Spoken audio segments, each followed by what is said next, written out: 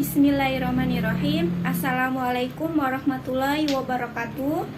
Perkenalkan, nama saya Sela Dian Damayanti, NPM 20110701110.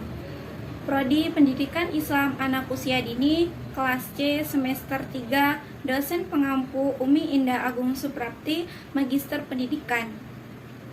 Baiklah, di sini saya akan menjawab pertanyaan UTS yang sudah diberikan oleh Umi. Soal yang pertama yaitu jelaskan pengertian filsafat pendidikan Islam dan peranan serta ruang lingkup pendidikan Islam menurut Anda. Menurut saya, filsafat pendidikan Islam merupakan suatu kajian filosofis mengenai berbagai masalah yang terdapat dalam kegiatan pendidikan dengan kajian keislaman. Filsafat pendidikan Islam adalah suatu pemikiran yang di dalamnya tentang pemikiran prosesnya terjadinya pendidikan Islam. Kemudian peranan filsafat pendidikan Islam yaitu yang pertama, berperan dalam mengembangkan filsafat Islam dan memperkaya filsafat Islam dengan konsep-konsep dan pandangan-pandangan filosofis dalam bidang kependidikan dan ilmu pendidikan dengan teori-teori kependidikan yang bersifat filosofis Islami. Yang kedua, filsafat pendidikan Islam berperan dalam memberikan alternatif pemecahan berbagai macam-macam problema yang dihadapi oleh pendidikan Islam dan memberikan pengarahan terhadap perkembangan pendidikan Islam. Yang ketiga, filsafat pendidikan Islam berperan dalam memberikan pandangan tertentu tentang manusia. Pandangan tentang hakikat manusia tersebut berkaitan dengan tujuan hidup manusia dan merupakan tujuan pendidikan menurut Islam. Dapat disimpulkan bahwa peranan filsafat pendidikan Islam yaitu menuju kedua arah, yaitu ke arah pengembangan konsep-konsep filosofis dari pendidikan Islam yang menghasilkan teori-teori baru dalam ilmu pendidikan Islam. Dan yang kedua, ke arah perbaikan dan pembaruan praktek dan pelaksanaan pendidikan Islam. Kemudian ruang lingkup filsafat pendidikan Islam. Yang pertama, tujuan pendidikan. Tujuan umum pendidikan dan pengajaran dalam Islam ialah menjadikan seluruh manusia sebagai abdi atau hamba Allah Subhanahu wa Ta'ala. Yang kedua, ada ruang lingkup filsafat pendidikan Islam, yaitu ada pendidik dan peserta didik. Pendidik dan peserta didik merupakan dua komponen terpenting dalam suatu proses pendidikan. Yang ketiga, ada kurikulum pendidikan Islam. Kurikulum adalah kegiatan yang mencakup berbagai rencana kegiatan anak didik yang terperinci berupa bentuk-bentuk bahan pendidikan, saran-saran, strategi belajar mengajar, pengaturan-pengaturan program agar dapat diterapkan dan hal-hal yang mencakup pada kegiatan yang bertujuan mencapai tujuan yang diinginkan. Yang terakhir ada lingkungan pendidikan Islam. Bagaimanapun baiknya potensi yang ada dalam diri peserta didik, namun jika tidak didukung oleh suatu lingkungan, maka potensi tersebut akan sulit dikembangkan dengan maksimal.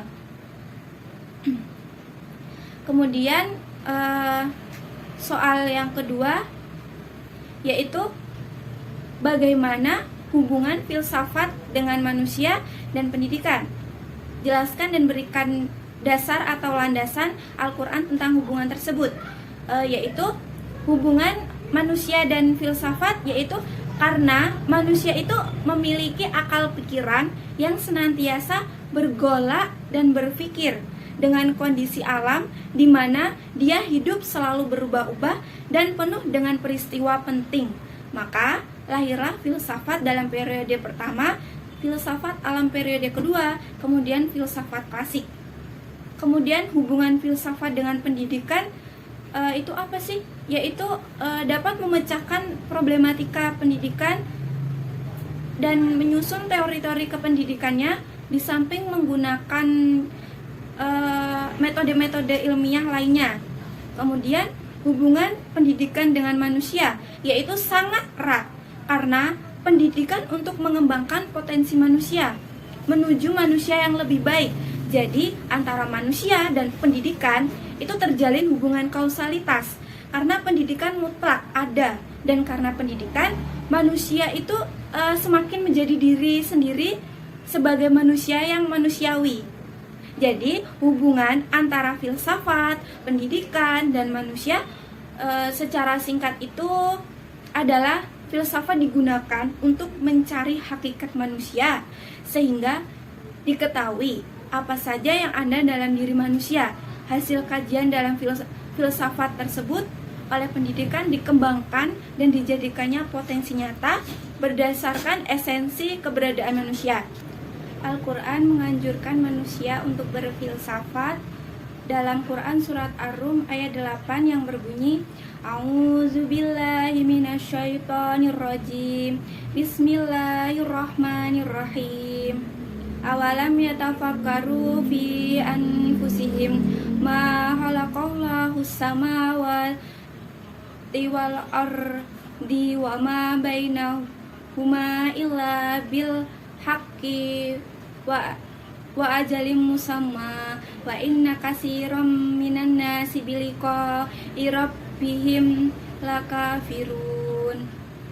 Soal yang ketiga yaitu berikan 3 contoh kurikulum yang Anda ketahui beserta pengertian, tujuan, dan komponen-komponennya. Yaitu yang pertama, kurikulum 2013 merupakan kurikulum baru yang diterapkan oleh pemerintah untuk menggantikan kurikulum tingkat satuan pendidikan. Kurikulum 2013 masuk dalam masa percobaan di tahun 2013 dengan menjadikan beberapa sekolah menjadi sekolah percobaan.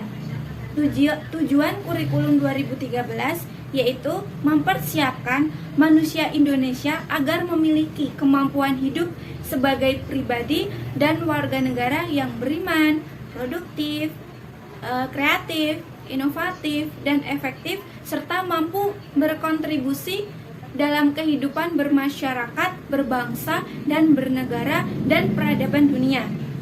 Yang kedua, ada kurikulum cara belajar siswa aktif atau yang dikenal dengan CBSA.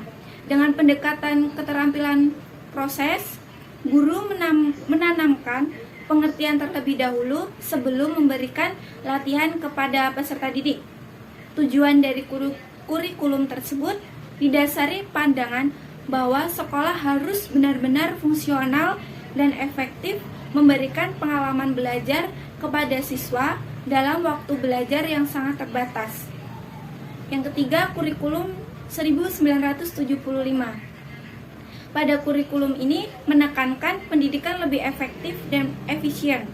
Tujuan dari kurikulum ini agar siswa mampu mengembangkan pikiran dan pemecahan problem atau masalah belajar dan kehidupan.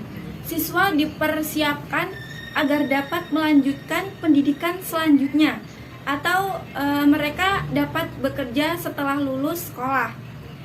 Kemudian terdapat komponen kurikulum pendidikan Islam. Komponen kurikulum pendidikan Islam yang pertama itu ada tujuan yang ingin dicapai. Di dalam kurikulum berbasis kompetensi atau KBK, seorang pendidik itu harus dapat merumuskan kompetensi yang ingin dicapai, yaitu seperti kompetensi lulusan, kompetensi lintas kurikulum, kompetensi mata pelajaran, dan kompetensi dasar. Komponen kurikulum pendidikan yang kedua yaitu ada isi kurikulum, berupa materi pembelajaran yang diperoleh untuk mencapai tujuan pendidikan yang telah ditetapkan. Kemudian yang ketiga itu ada media atau sarana dan prasarana. Media sebagai sarana prasarana dalam pembelajaran untuk menjabarkan isi kurikulum itu agar lebih baik atau lebih mudah dipahami oleh peserta didik. Media tersebut berupa benda, materi, dan bukan benda itu non-materi. Yang keempat ada strategi. Strategi merujuk pada pendekatan dan metode serta teknik kegiatan mengajar yang digunakan. Yang kelima ada proses pembelajaran. dalam komponen ini sangat penting sebab diharapkan melalui proses pembelajaran akan terjadi perubahan-perubahan tingkah laku pada diri peserta didik sebagai indikator keberhasilan pelaksanaan kurikulum.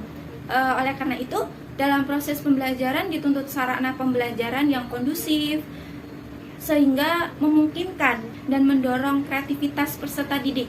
Yang terakhir itu ada evaluasi. Evaluasi sendiri itu artinya itu penilaian. Penilaian itu dapat diketahui cara pencapaian tujuannya itu seperti apa. Nah, seperti itu. Demikian yang dapat saya sampaikan jawaban dari saya. Apabila terdapat kesalahan, saya mohon maaf. Kepada Allah, saya mohon ampun. Terima kasih. Wabillahi taufiq wal hidayah. Wassalamualaikum warahmatullahi wabarakatuh.